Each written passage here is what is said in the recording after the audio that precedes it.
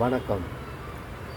உலக அளவில் பிரச்சனைகள் கூடுவதால் என்ன காரணம்? நெல்லை மாவட்டத்திலிருந்து வாசகர்கள் போட்ட கருத்துக்கள். உலகத்தில் ஆங்காங்கே துப்பாக்கிச் சூடும், கலவரங்களும், கொள்ளை சம்பவங்களும், கொலைகளும் ஈடுபட்டு வருகிறதனால் இதன் அழிவுகள் என்ன? இதன் அழிவின் முக்கியத்துவம் என்ன?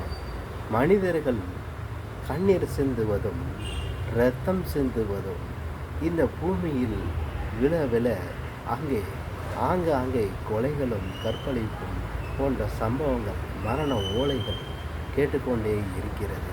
ஆகவே மனிதனின் ஈர்ப்புத்தன்மை அந்த கண்ணீர் துளிகள் மண்ணில் சிந்தினால் கடவுளுக்கே தெரியும், இந்த உலகம் அழிந்து கொண்டேதான் இருக்கும். இந்த பிரபஞ்சத்தில் கண்ணீர் சிந்துவதற்கு யாருக்கும் மற்றவர்களால் கண்ணீர் சிந்தக்கூடாது என்பதற்காகத்தான் இதை வள்ளுவன் சொன்னது.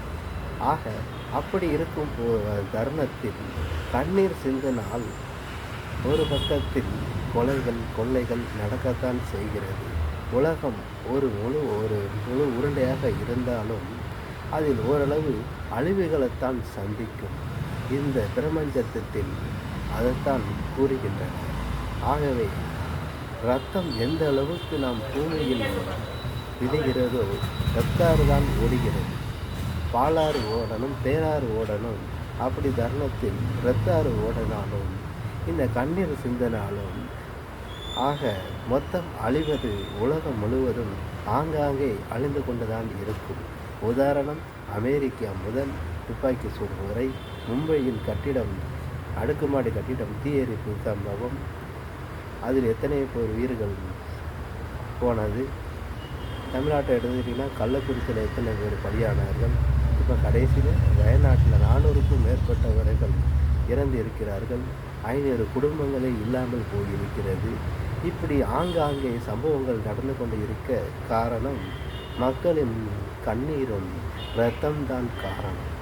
அந்த இரத்தம் சிந்தினாலும், இரத்தம் நான் சொல்வது வியர்வை துளி சிந்தினால் உலகம் வல்லரசாக மட்டுமல்ல, எல்லாருமே நன்மை அடைவார்கள், தீமைகளை அகற்றி விடுவார்கள். ஆகவே இங்கே வேர்வை துளிகளை விட இரத்தம்தான் அதிகம் சிந்துகிறது. கொலைகள் என்னும் இரத்தமாக சிந்துகிறது. பிறகு இரண்டாவது கண்ணீர் துளிகள் சிந்துகிறது. ஆகவே இந்த இரண்டையும் எடுத்து களைந்தால்தான் இந்த உலகம் பிழைக்கும். பிரபஞ்சத்தில் எல்லாமே இது சரியாக ஆகும். ஆக இதில் எத்தனை பேர் வந்தாலும் இதை திருத்த முடியாது.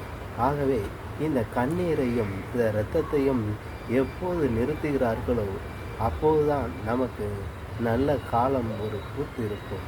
ஆகவே இயற்கையை ரசிக்காதீர்கள் என்று சொல்கிறார்கள். ஆனால் இயற்கை ரசிக்கத்தானே இருக்கிறது. அதை மீண்டும் உணர்த்துகிறேன். ஆகவே இந்த இரத்தத்தையும் கண்ணீரையும் எரியுங்கள். ஆகவே இதை களைந்தால்தான் நம் நாடு, உலகம் எல்லாமே நன்றாகவே நடக்கும், இயங்கும் முதலில். ஆகவே இந்த வாய்ப்புக்கு நன்றி கூறி விடைபெறுகிறேன். நன்றி.